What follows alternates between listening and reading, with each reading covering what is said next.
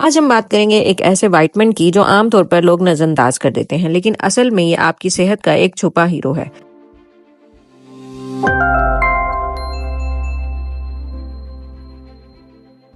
جی ہاں، ہم بات کر رہے ہیں وائٹمن ڈی کی۔ یہ صرف ایک وائٹمن نہیں بلکہ ایک ہارمون بھی ہے جو آپ کی ہڈیوں، امیون سسٹم اور دل کی صحت کے لیے لازمی ہے۔ کیا آپ کو لگتا ہے کہ آپ کو وائٹمن ڈی کی کمی ہو سکتی ہے؟ تھکن، کمر درد یا اکثر بیماری اس کی نشانیاں ہو سکتی ہیں۔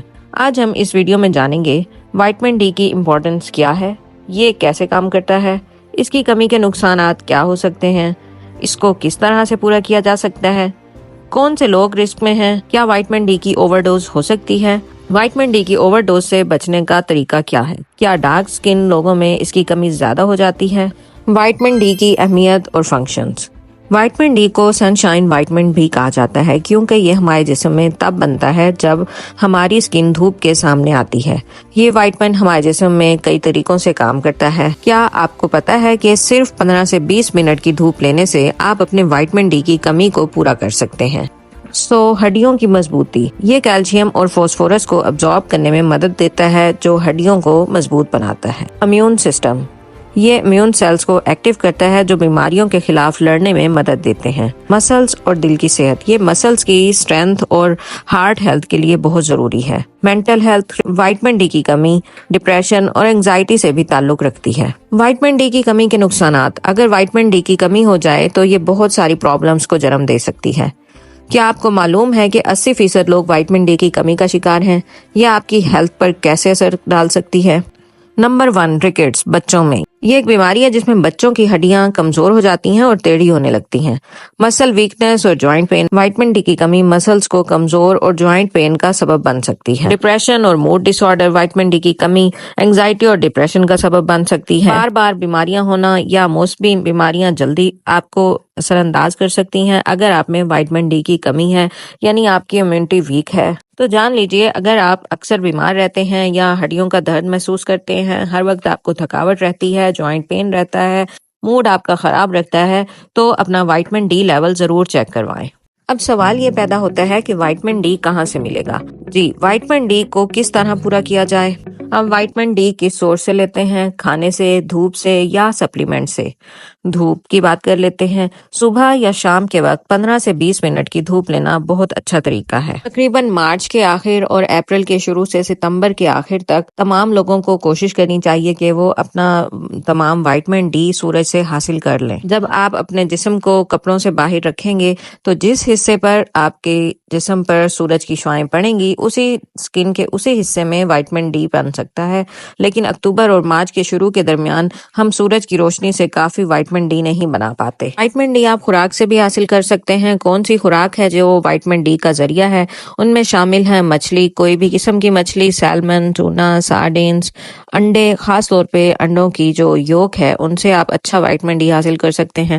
دودھ اور ڈیری پروڈکٹس، ہر قسم کے ڈیری پروڈکٹس وائٹمن ڈی کا بہترین ذریعہ ہے۔ فورٹیفائڈ سیریلز اور جوسز، یعنی کہ جن میں وائٹمن ڈی اسپیشلی ایڈ کیا گیا ہو، وہاں سے آپ وائٹمن ڈی حاصل کر سکتے ہیں۔ اس کے علاوہ آپ مچھلی کے تیل کی جو گولیاں ہیں ان سے، سرخ گوشت سے، جگر یعنی کہ گوشت کے جو لیور ہے وہاں سے آپ وائٹمن ڈی حاصل کر سکتے ہیں۔ سپلیمنٹس، اگر آپ کو دھوپ نہیں ملتی اور ڈائٹ سے پورا نہیں ہو رہا تو ڈاکٹر وائٹمن ڈی 3 کے سپلیمنٹ ریکمینڈ کرتے ہیں، یا اگر آپ خود سمجھتے ہیں کہ یہ آپ سورج سے یا فوڈ سے مکمل طور پر وائٹمن ڈی حاصل نہیں کر پا رہے۔ کون سے لوگ رسک میں ہیں؟ کچھ لوگوں کو وائٹمن ڈی کی کمی کا زیادہ رسک ہو سکتا ہے۔ کیا آپ یا آپ کے گھر والوں میں کوئی بوڑھا یا گھٹنوں کے درد کا شکار ہے؟ وائٹمن ڈی کی کمی اس کا ایک بڑا سبب ہو سکتی ہے۔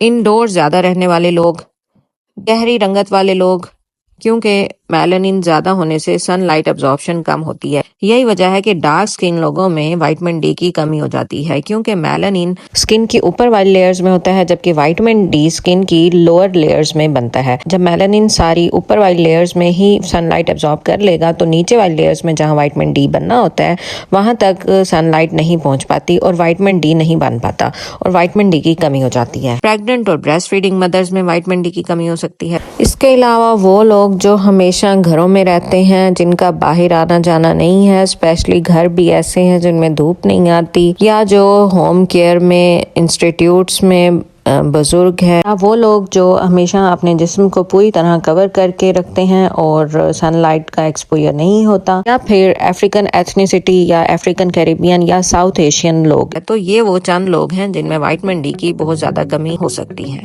وائٹامن ڈی کی کمی نقصان دہ ہے، مگر کیا آپ جانتے ہیں کہ وائٹامن ڈی کی اوور ڈوز بھی خطرناک ہو سکتی ہے؟ جی ہاں ڈیئر پیشنٹس اینڈ ویورز، آپ کو یہ جاننا بھی ضروری ہے کہ اگر آپ وائٹامن ڈی ریکوائرڈ مقدار سے زیادہ لیں گے تو آپ کو کچھ سائیڈ ایفیکٹس بھی آ سکتے ہیں، اور وہ کیا ہیں اور وائٹامن ڈی کی اوور ڈوز کب ہو سکتی ہے، یہ جاننے کے لیے آپ پہلے میرا چینل سبسکرائب کر دیں اور میری ویڈیو کو لائک کر دیں، اور اگر ویڈیو پسند آئے تو کمنٹ میں بتائیے کہ نیکسٹ آپ کیا دیکھنا چاہتے ہیں۔ تو وائٹامن ڈی کی زیادتی آپ کے دل کی صحت کے لیے نقصان دہ ہو سکتی ہے۔ ہائپر کیلسیمیا، خون میں کیلشیم کا لیول بہت زیادہ بڑھ جاتا ہے، kidney damage, extra calcium kidney میں جمع ہو سکتا ہے اور پتھری بن سکتا ہے، ہارٹ ایشوز، زیادہ وائٹامن ڈی لینے سے آرٹریز میں کیلسیفیکیشن ہو سکتی ہے جو دل کی بیماریوں کا رسک بن سکتی ہے۔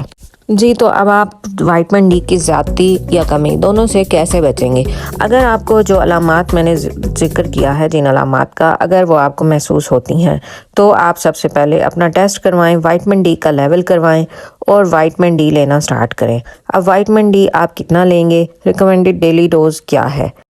جو نو مولود بچے ہیں 1 سال تک کے، ان کی ڈیلی ڈوز ہے 8 سے 10 mg۔ بریسٹ فیڈ اور فارمولا فیڈ بچوں میں وائٹامن ڈی کا آپ لازمی خیال رکھیں اور ان کو وائٹامن ڈی ضرور دیں، اور اس کے ڈراپس اویلیبل ہوتے ہیں، وہ آپ یوز کر سکتے ہیں۔ اسی طرح چلڈرن اور ٹین ایج بچوں میں 15 mg up to 70 years 15 mg ہے، اور 70 پلس لوگوں کو 20 mg لینا ہوتا ہے، اور pregnant and breast feeding mothers میں بھی 15 mg ہی ڈیلی ڈوز وائٹامن ڈی کی ہے۔ وائٹامن ڈی کی ٹیبلٹس یا سپلیمنٹ خریدتے ہوئے یونٹس کا خاص دھیان رکھیں۔